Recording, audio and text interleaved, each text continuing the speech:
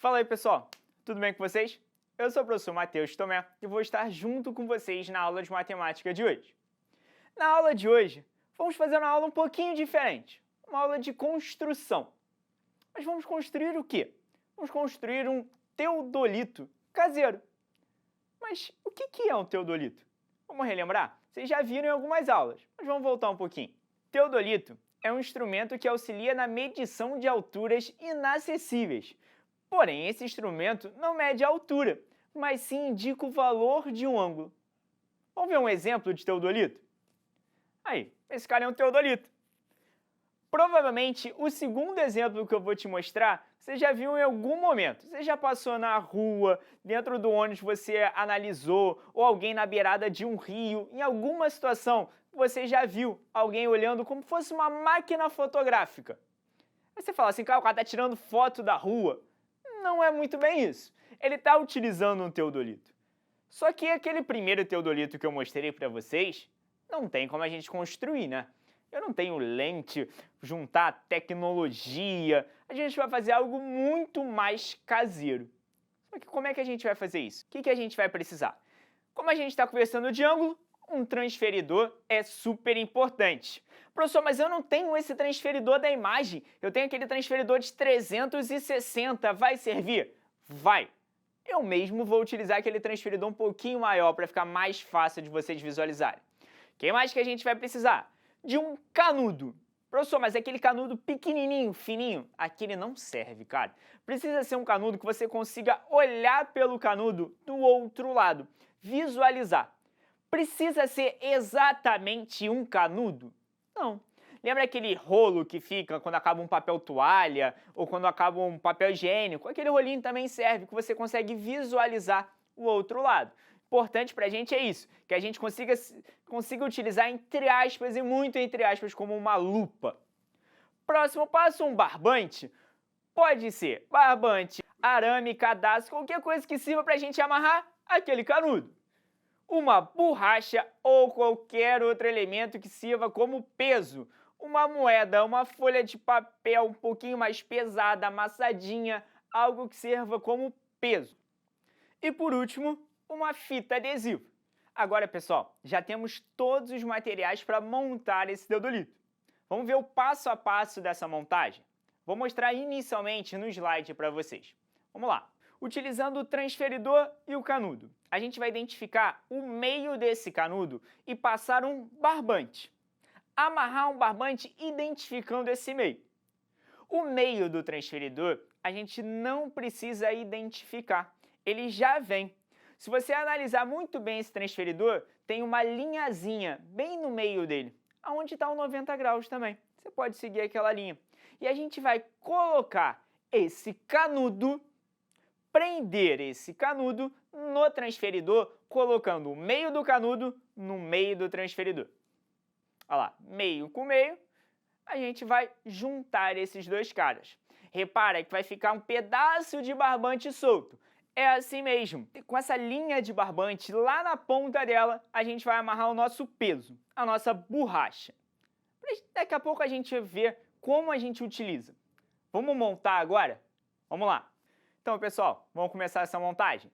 Alguns passos eu já adiantei. Eu já identifiquei o meio desse canudo e já amarrei esse barbante. Qual é o próximo passo? Colocar o canudo no transferidor. O meu transferidor, como eu falei para vocês, é aquele transferidor maior, aquele transferidor de 360. Vou identificar o meio desse transferidor. E no meio desse transferidor, eu vou colocar o canudo com o barbante. Prendi aqui, ó. Vou pegar uma fita e prender esses dois caras. Vamos lá. Prendi, passei uma fita. Vou passar outra fita aqui.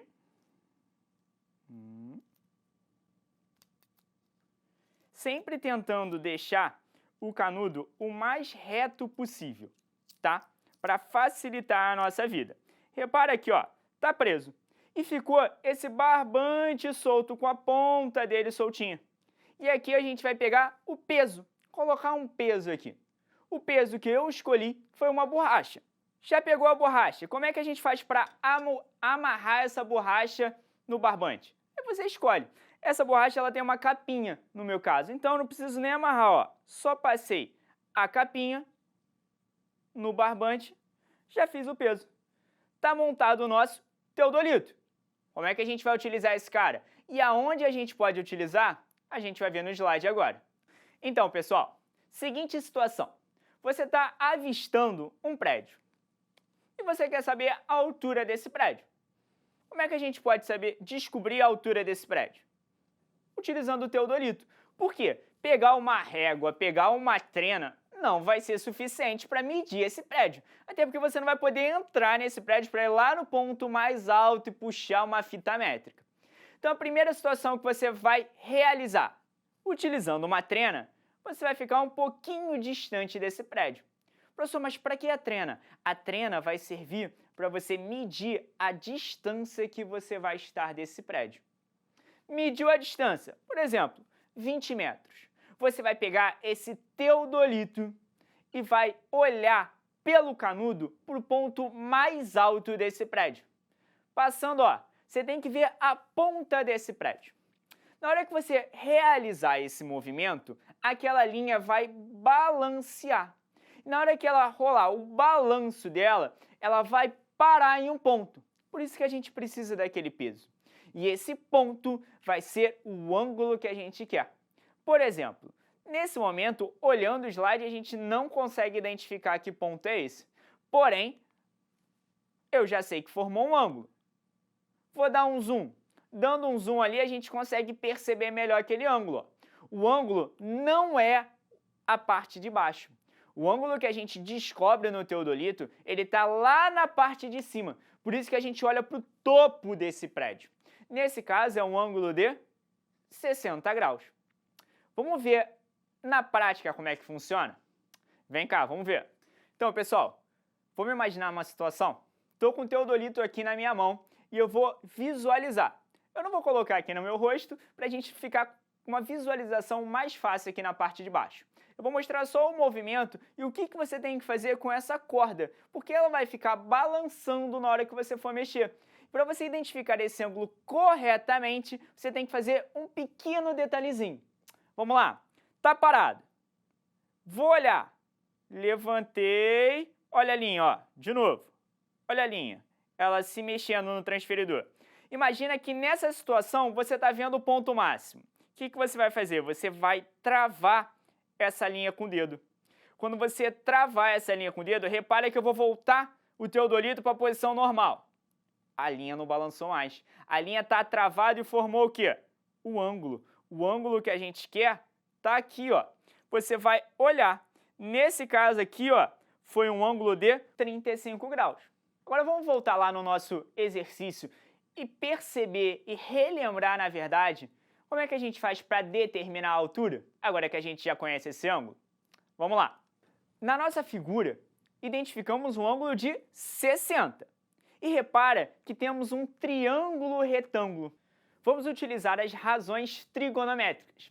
As três principais razões trigonométricas que já estudamos: seno, cosseno e tangente.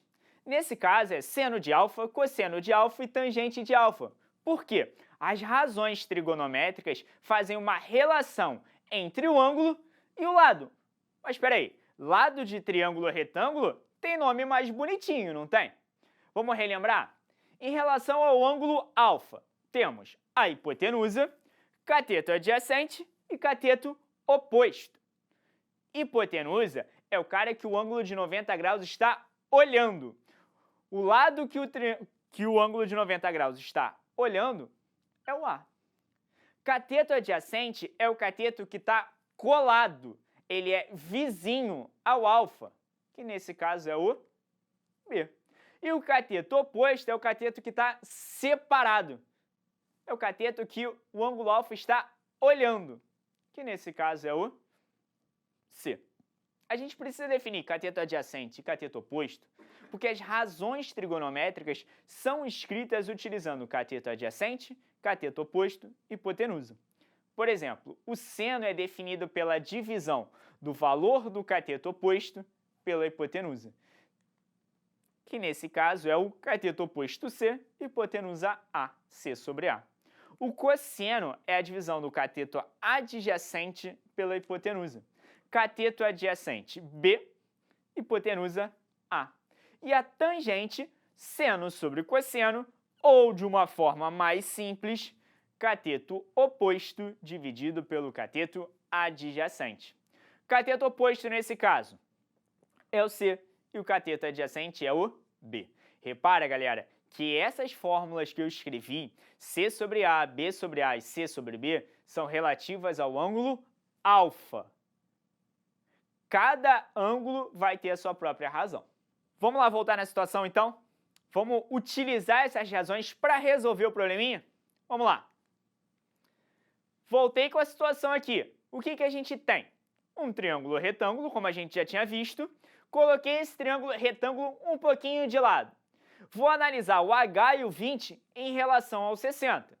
O cateto adjacente, quem é que está colado com 60? O H. E o 20, ele é o cateto oposto, é o cara que está separado do 60. Nesse caso, a gente não conhece a hipotenusa. Cateto adjacente e cateto oposto. Que razão trigonométrica mexe com esses caras? A tangente. Então, galera, a gente vai determinar a tangente de 60. Utilizar a tangente de 60 fica melhor. Tangente de 60 é cateto oposto dividido por cateto adjacente. Professor, mas qual é o valor da tangente de 60? Você tem uma tabelinha aí que te ajuda, ou até mesmo uma calculadora. Tangente de 60, 0,32. Sendo assim, 0,32 é igual. Cateto oposto, olha lá embaixo, 20. Cateto adjacente, H, 20 sobre H. Passou o H que está dividindo para o outro lado, multiplicando. 0,32H é igual a 20. 0,32 está multiplicando o H, então ele passa para o outro lado, dividindo. Então, H é 20 dividido por 0,32. A altura daquele prédio é 62,5 metros aproximadamente. Beleza, pessoal? Sendo assim, a gente termina a nossa aula de hoje, onde a gente aprendeu a construir um teodolito caseiro. Agora é com vocês, pessoal. Bota a mão na massa, constrói um teodolito e sai por aí, medindo muro, árvore, o que vocês quiserem. Bons estudos e a gente se vê na próxima aula. Tchau, tchau!